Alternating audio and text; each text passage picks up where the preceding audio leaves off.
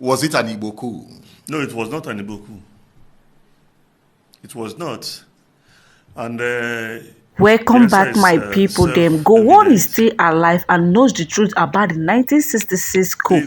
Now, these men are now calling out on Gowon to come and speak and say the truth before he die. Not be smart in my correct people. Them according to people, this video you are about to watch, this man said that he knows it was never an Igbo coup. Even when Obafemi Awolowo was to be the main beneficiary, Gowon knows the truth about what happened and should confess before he died. This Chief Chuks Iluebunam, author of Ironsi, the army, power and politics, is now calling out Gowon, that Gowon should come out and confess now before it is too late. But now people are saying that Nigerians owes an apology to Igbos, and the Igbos on the other hand are telling that they don't need apology. What they need is only division. They should allow Biafrans to go, that they are tired, they have been maltreated, they have been treated unjustly and in an unfairly way. Do you understand? They just want to breathe on their own. They don't want to answer Nigeria anymore. I will allow you guys to watch this video. Please don't skip any part of this video. Watch to the very end to know exactly what these people are actually saying. The exposition in this particular video will shock you. Was it an Igbo coup? No, it was not an Igbo coup. It was not. And the answer is self-evident. Among the majors that carried out that coup, a principal actor was Major Adewale Ademoyega, a graduate of history from the University of London. He was one of the ideological foundations of that action. He and Major Emmanuel Ifajuna, who also was a graduate who read sciences at the University of Ibadan. They were the ideological bastions of that action. So you couldn't have an Igbo coup where one of the leaders was a Yoruba man. Out of 5 officers, they are known: Ifajuna, Major Ifajuna, Major Nzogu, Major Okafor, Major, what's his name? This guy who was killed in the counter coup. So about 5 majors, and you had that Major Adewale, and you had lieutenants who were of other ethnic groups, including Atong Pera, who was from the north. But that is just one side of the coin. There is another vital side to that issue. By January 15th of 1966, there were 40 Nigerians who were majors who had attained their majority in the army. 40. Of that 40, 24 were Igbo officers. 24 of those 40 officers. If you went to the rank of lieutenant colonels, you didn't have up to 5 northern officers who attained or superseded the position of lieutenant colonel as of that morning. And of those 16 other majors remaining, they were mostly not from the north. They were from Cross River State, what is now Cross River State, so, Akwa Ibom State, yes, south western Nigeria. So you didn't even have those officers in the north. If you had 24 majors, Igbo majors, and only 4 participated, how could it be an Igbo coup?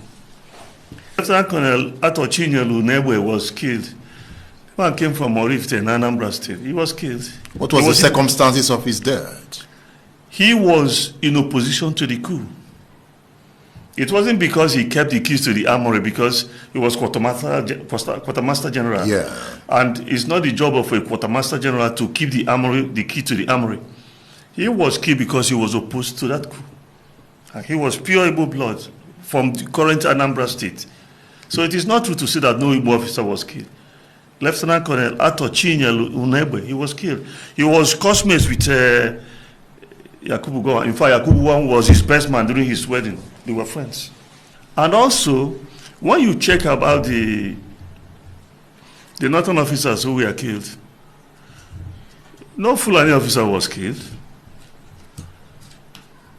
Yes. No Hausa officer was killed. Like Jema was not a Hausa man. Memelari was not a Hausa man. They were northern officers. That brings us to the question. So how did we come to this conclusion that it was a northern army? Because if you look at the officers' corps, Igbos dominated the officer corps. So how did they not come to dominate the army? I will explain that to you.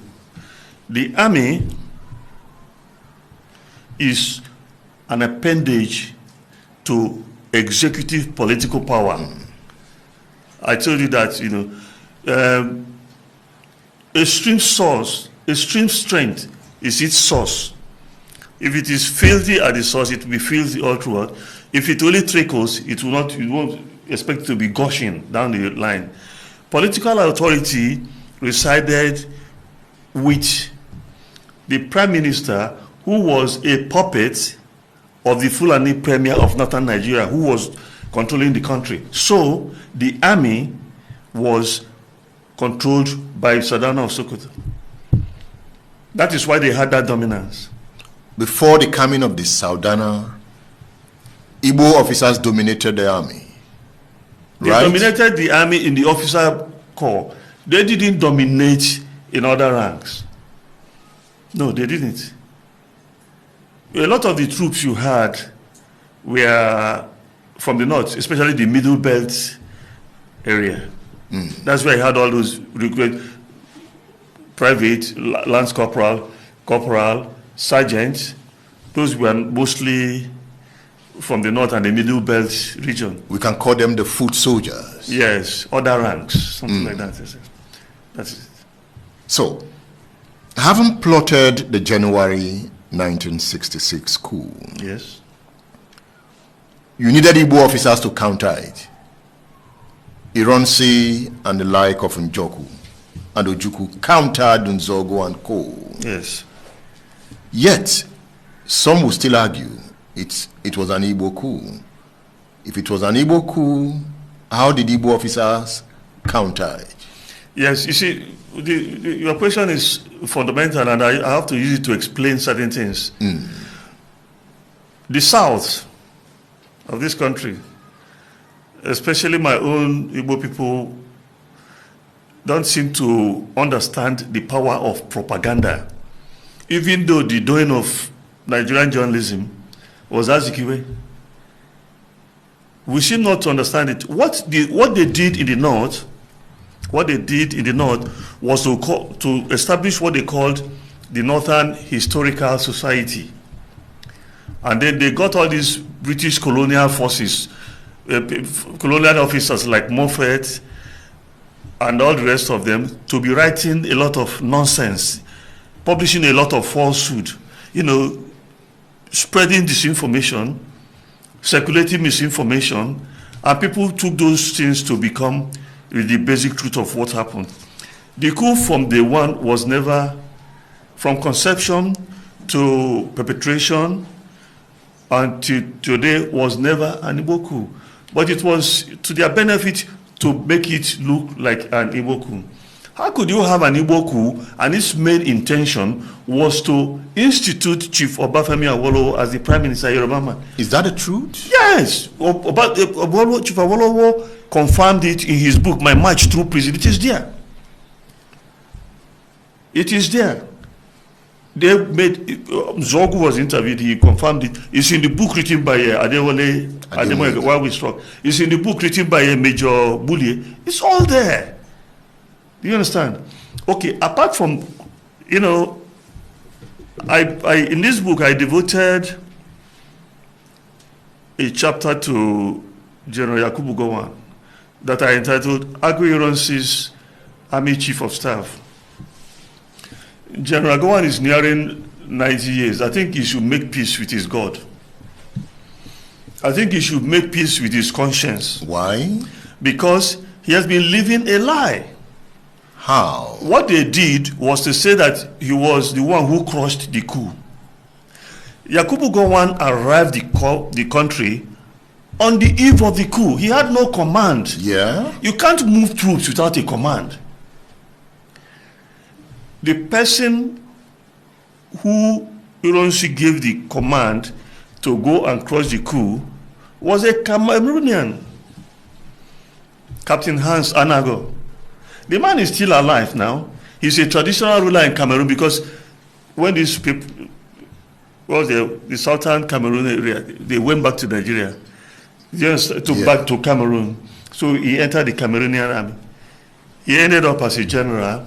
He is still there. I got him. I interviewed him.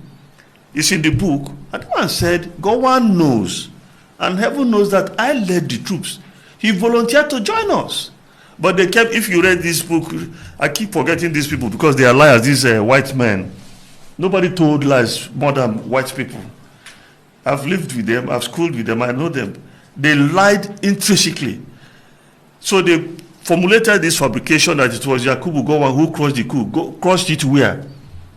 It was Ironsi who went from his house in Ikoyi to Ikeja, that cantonment, and roused Colonel Hilary Njoku from sleep.